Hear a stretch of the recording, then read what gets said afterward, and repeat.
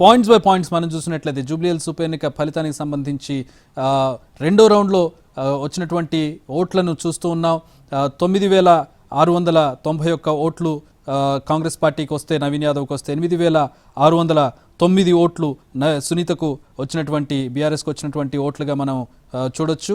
So ఇక్కడ agents నుంచి వచ్చినటువంటి సమాచారాన్ని మనం చూస్తూ ఉన్నాం. ప్రధానంగా ఎన్నికల కమిషన్ కొంచెం ఆచితూచి సమాచారాన్ని అఫీషియల్గా వెబ్సైట్లో అప్డేట్ చేస్తూ ఉంది. కానీ ఎన్టీవీ టీం అక్కడ పనిచేస్తూ ఉంది. అలాగే లోపల అభ్యర్థులకు సంబంధించినటువంటి ఏజెంట్లు కూడా కౌంటింగ్లో పాల్గొంటూ ఉంటారు. కాబట్టి వాళ్ళ నుంచి వచ్చినటువంటి గ్యాదర్ చేసినటువంటి సమాచారాన్ని ఎన్టీవీ మీకు త్వరితగతిన మీకు ఇచ్చే ప్రయత్నం చేస్తుంది. ఆ ఇన్ఫర్మేషన్ నేను ప్రస్తుతం మనం స్క్రీన్ మీద చూస్తూ ఉన్నాం.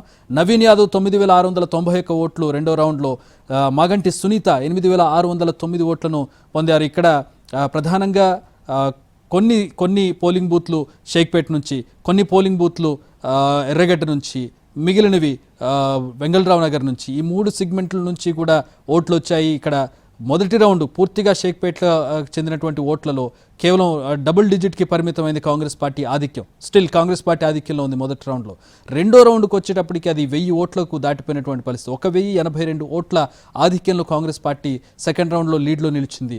మొదటి రౌండ్లో కేవలం 64 ఓట్లతో లీడ్లో ఉన్నప్పటికీ షేక్పేట్లో బీఆర్ఎస్ గట్టి పోటీనిచ్చిందని చెప్పుకోవచ్చు మొదటి రౌండ్లో. రెండో రౌండ్కి వచ్చేటప్పటికి కాంగ్రెస్ పార్టీ వన్ సైడెడ్గా 1000 ఓట్ల పై మెజారిటీ సాధించింది. మొత్తంగా 2 రౌండ్లు పూర్తయ్యేసరికి 1144 ఓట్ల మెజారిటీతో కాంగ్రెస్ పార్టీ అభ్యర్థి నవీన్ యాదవ్ లీడ్లో ఉన్నారు. మాగంటి సునీత వెనకంజలో ఉన్నారు. సో మూడో రౌండ్లో ఏ విధమైనటువంటి రిజల్ట్స్ రాబోతున్నాయి అనేది కూడా చూడాలి. 2 రౌండ్లు చాలా క్విక్గా పూర్తయ్యాయని చెప్పుకోవచ్చు. మూడో రౌండ్ ఫలితాలు కూడా మరికొద్దిసేపట్లో రాబోతూ ఉన్నాయి. సో మూడో రౌండ్లో ఎవరు లీడ్లో ఉండబోతూ ఉన్నారనే దానికి సంబంధించి కూడా ఎన్టీవీ స్క్రీన్ మీద త్వరితగతిన మీకు ఇచ్చే ప్రయత్నం చేస్తూ ఉన్నాం.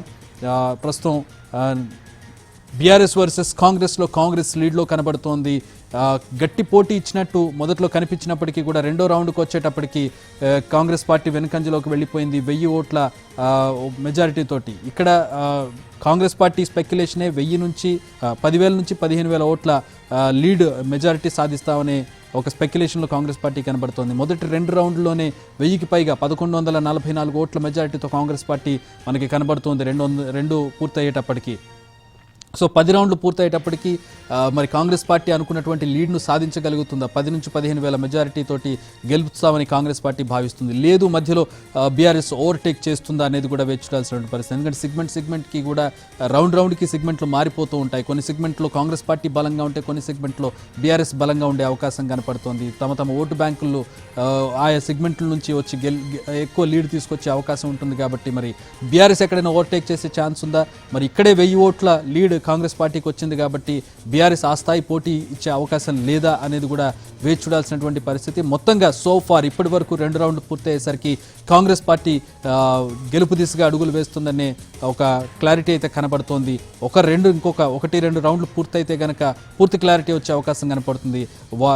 ఎవరి సైడు జూబ్లీహిల్స్ ఓటర్ నిలబడ్డాడనేది మరికొద్దిసేపట్లో తేలిపోబోతోంది. 2 రౌండ్లు అయితే పూర్తయ్యాయి, క్విక్గానే పూర్తయ్యాయి. 2 రౌండ్లు కూడా అరగంట లోపే 2 రౌండ్లు పూర్తయి. మొదటి రౌండ్కి కొంచెం ఎక్కువ సమయం పట్టినప్పటికీ రెండో రౌండ్ చాలా క్విక్గా రిజల్ట్ వచ్చింది. మొత్తం 1144 ఓట్లతో కాంగ్రెస్ పార్టీ లీడ్లో కనబడుతోంది. మూడో రౌండ్కి ఏ విధమైనటువంటి డిఫరెన్స్ వస్తుంది? మూడో రౌండ్లో అయినా బీఆర్ఎస్ పోటీ ఇస్తుందా? మొదటి రౌండ్లో ఇచ్చినటువంటి పోటీ మూడో రౌండ్లో ఇస్తుందా? రెండో రౌండ్లో పోటీ ఇవ్వలేకపోయింది బీఆర్ఎస్. 1000 ఓట్ల పైచిలకు మెజారిటీతో కాంగ్రెస్ పార్టీ నిలబడింది. వెంగళరావు నగర్, అలాగే ఎర్రగడ్డ, అలాగే షేక్పేట్లోని కొన్ని పోలింగ్ బూత్ల నుంచి కాంగ్రెస్ పార్టీకి ఎక్కువ ఓట్లు పడ్డట్టుగా మనం గమనించవచ్చు ఇక్కడ. సో మూడో రౌండ్లో ఏ సెగ్మెంట్ల నుంచి ఓట్లు రాబోతున్నాయి, ఏ పార్టీ వైపు ఎక్కువ ఓటర్ నిలబడబోతున్నాడు అనేది కూడా మూడో రౌండ్లో తేలిపోబోతుంది. 3-4 రౌండ్లు పూర్తయ్యేటప్పటికి ఒక క్లారిటీ అయితే వచ్చేస్తుంది ఎవరు గెలవబోతున్నారనే దానికి సంబంధించి. ఎందుకంటే మెజారిటీ వ్యారీ అయ్యే అవకాశం, అంటే 1000 ఓట్ల పైచిలకు ఉంది ఇప్పుడు.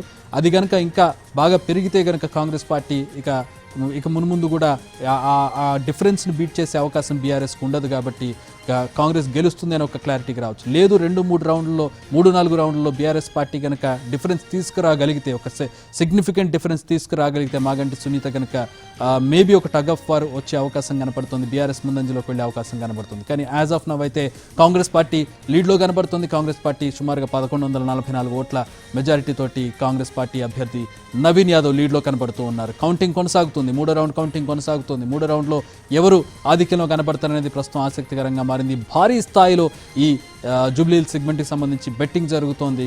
ప్రధానంగా కాంగ్రెస్ వర్సెస్ బీఆర్ఎస్గానే ఉంది. బెట్టింగ్లో కూడా చూసినట్లయితే బెట్టింగ్లో కూడా కాంగ్రెస్ గెలుస్తుందా బీఆర్ఎస్ గెలుస్తుందా అనే దాని మీద ఎక్కువ మంది ఫేవరెట్ కాంగ్రెస్ పార్టీగా ఉన్నట్టుగా సమాచారం అందుతోంది. కాంగ్రెస్ పార్టీ మీద ఎక్కువ మంది బెట్టింగ్ చేసినట్టుగా ఇక్కడ తెలుస్తోంది. సో కాంగ్రెస్ పార్టీ గెలుస్తుందా బీఆర్ఎస్ గెలుస్తుందా అనే దాని మీద ప్రధానమైనటువంటి బీజేపీ నామకే వాస్తా అయ్యే అవకాశం ఉందా అనేది కూడా మరికొద్దిసేపట్లో తేలిపోబోతోంది.